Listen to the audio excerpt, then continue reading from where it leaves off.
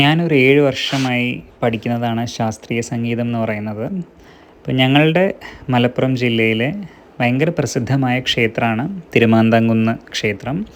അവിടുത്തെ 30-ാം വാർഷികം, ഞെരളത്ത് സംഗീതോത്സവത്തിൻ്റെ 30-ാം വാർഷികം നടന്നുകൊണ്ടിരിക്കുകയാണ്. അപ്പോൾ ഇന്ന് എനിക്കിവിടെ ഒരു പ്രോഗ്രാമുണ്ട്. അപ്പോൾ ആ പ്രോഗ്രാമിൻ്റെ വിശേഷം, എൻ്റെ ശാസ്ത്രീയ സംഗീതത്തിൻ്റെ വിശേഷം ആണ് നിങ്ങളോട് ഇന്ന് ഞാൻ പങ്കുവയ്ക്കാൻ പോകുന്നത്. ഇവരുടെ ഓഡിറ്റോറിയം ശ്രീശൈലം ഓഡിറ്റോറിയമാണ്. രാവിലെ 9-നും 10-നുമാണ് എന്നോട് റിപ്പോർട്ട് ചെയ്യാൻ പറഞ്ഞിരുന്നത്. ഞാൻ ചെന്നപ്പോൾ തന്നെ ഓൾറെഡി അവിടെ പെർഫോമൻസ് ഒക്കെ സ്റ്റാർട്ട് ചെയ്തിട്ടുണ്ടായിരുന്നു. വളരെ നല്ലൊരു അനുഭവമായിരുന്നു അവിടുത്തെ സംഗീതോത്സവം എന്ന് പറയുന്നത്. ഓർക്കസ്ട്രേഷനും കാര്യങ്ങളൊക്കെ നമുക്ക് അവിടെ നിന്ന് തന്നെ പ്രൊവൈഡ് ചെയ്തിരുന്നു. അതായത് നമുക്ക് വേണ്ടത് ശാസ്ത്രീയ സംഗീതത്തിന് മെയിനായിട്ട് മൃദംഗം, വയലിൻ. അപ്പോൾ ഈ രണ്ട് കാര്യങ്ങളും അവിടെ വളരെ എക്സ്പീരിയൻസ്ഡ് ആയിട്ടുള്ള ആൾക്കാർ നമുക്ക് അവിടെ വായിക്കാൻ അവർ ഓൾറെഡി അമ്പലം കമ്മിറ്റി ഓൾറെഡി നമുക്ക് തരുന്നുണ്ടായിരുന്നു. പ്രായഭേദമന്യേ എല്ലാ ആൾക്കാരും, എല്ലാ ഏജ് ഗ്രൂപ്പിലുള്ള ആൾക്കാരും നമുക്ക് പാർട്ടിസിപ്പേറ്റ് ചെയ്യാൻ സംഗീതോത്സവത്തിന് വന്നിരുന്നു. അപ്പോൾ എൻ്റെ ചെസ് നമ്പർ ഏതാണ്ട് അവിടെ അനൗൺസ്മെൻറ്റ് എനിക്ക് കിട്ടി. അപ്പോൾ ജസ്റ്റ് വലിയ ടെൻഷനും കാര്യങ്ങളൊന്നുമില്ല, നമ്മളുടെ ഒരു ബെസ്റ്റ് കൊടുക്കുക. അപ്പോൾ എൻ്റെ പെർഫോമൻസും നമുക്ക് ഓടിപ്പോയിട്ടൊന്ന് കണ്ടു വന്നാലോ?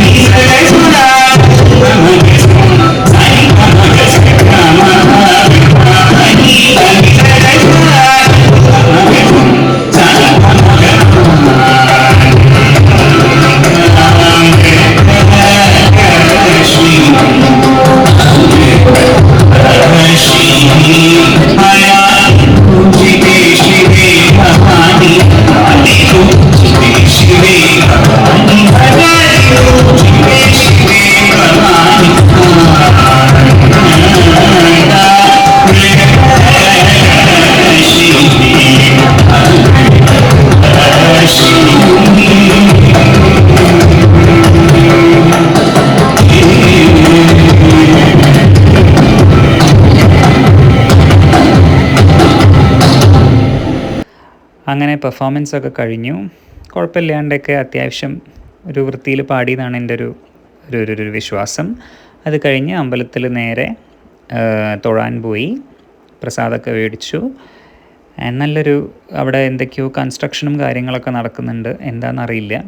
അപ്പോൾ നല്ല രീതിയിൽ തന്നെ തൊഴാനൊക്കെ പറ്റി. അത്യാവശ്യം തിരക്ക്, എപ്പോൾ പോയാലും അത്യാവശ്യം തിരക്കുണ്ടാവും.